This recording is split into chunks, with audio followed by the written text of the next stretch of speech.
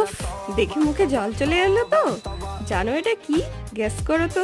এই রেসিপি আজকে তোমাদের সাথে শেয়ার করছি। এটা হচ্ছে সয়াবিনের পকোড়া। তো সয়াবিনগুলো সেদ্ধ করে নিয়েছি, তার সাথে দুটো আলু সেদ্ধ নিয়ে নিয়েছিলাম। সয়াবিনকে গ্রেট করে এর মধ্যে আদা রসুন দিয়ে লঙ্কা গুঁড়ো, নুন, জিরের গুঁড়ো আর একটু নিয়ে নিয়েছিলাম কর্নফ্লাওয়ার, যাতে এটা মিশে যায়, ভালো করে বাইন্ড হয়। তো এইভাবে আমার এটা মাখা হয়ে গেল। এইবারে এইভাবে ছোট ছোট শেপ করে নিচ্ছি। আমি গোল গোলই করছি, তোমরা চাইলে অন্য শেপও করতে পারো।